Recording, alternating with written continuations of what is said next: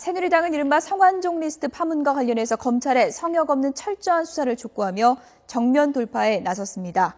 새정치민주연합 문재인 대표는 리스트에 이름을 올린 모든 인사들이 일단 직책을 내려놓고 검찰 수사에 협조하라고 촉구하고 특검 도입까지 시사했습니다. 국회 취재기자 연결합니다. 신현준 기자. 네, 신현준입니다. 네, 먼저 새누리당 입장부터 좀 알아볼까요? 김무성 대표가 오늘 긴급 기자회견을 열어서 검찰 수사를 촉구했는데요. 사건이 처음 불거진 때와는 좀 기조가 달라진 거죠? 네, 그렇습니다. 당초 입장 표명을 자제해 왔는데요. 갈수록 의혹이 확산되고 있는 만큼 새누리당도 대응 기조를 급선회했습니다. 성완종 리스트 파문이 제기된 뒤 여러 의혹들이 난무하고 무엇보다 여론이 심상치 않다고 판단한 것으로 보입니다. 특히 야권 일각에서 지난 대선 자금 전반으로 의혹을 부풀리려 하자 검찰 수사를 통해 정확한 사실관계를 가려내야 한다는 생각도 작용했습니다.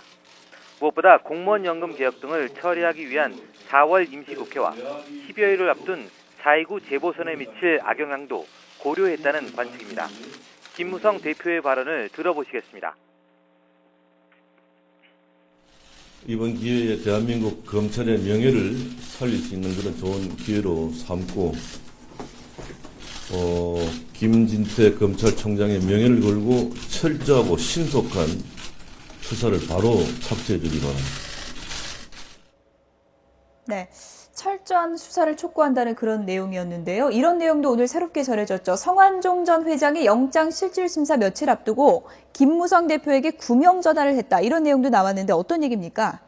네, 김무성 대표는 성 전 회장이 스스로 목숨을 끊기 4, 5일 전, 그러니까 구속영장 실질심사를 받기 직전 김 대표에게 전화를 했다고 말했습니다.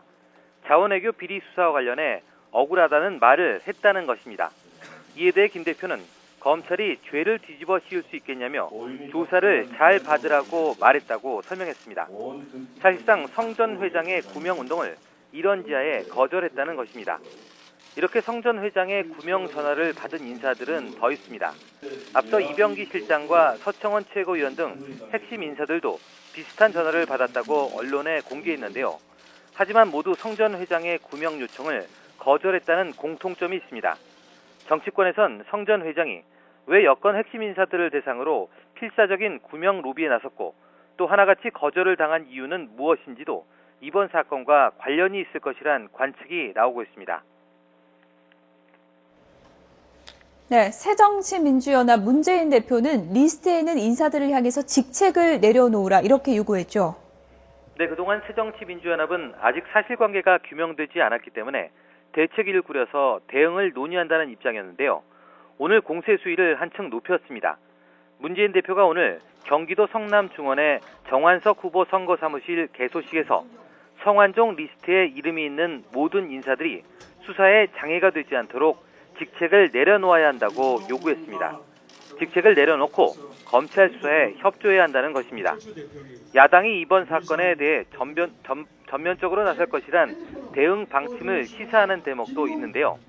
비록 재보선이란 매우 중요한 일이 놓여있지만 진실을 규명하는 것이 마땅한 책무라며 재보선과 병행해 총력을 기울이겠다고 말했습니다. 검찰 수사와 관련해서는 그동안 검찰의 행태를 볼 때 제대로 된 수사를 할 수 있을지 의문이라면서 제대로 수사하지 않으면 국민이 특검을 요구하게 될 것이라며 특검 가능성도 열어놨습니다.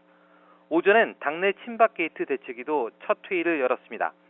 야당 의원들은 김무성 대표가 지난 2012년 대선 당시 박근혜 대선 캠프의 총괄 선대본부장이었다면서 대선 자금의 실체를 밝혀야 한다며 책임을 따져 물었습니다.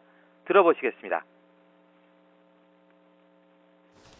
김무성 대표의 말대로 검찰의 철저한 수사를 위해서는 당시 총괄 선대본부장으로서 2012년 박근혜 대통령 대선 자금의 실체를 우선적으로 밝히는 것이 도리일 것입니다.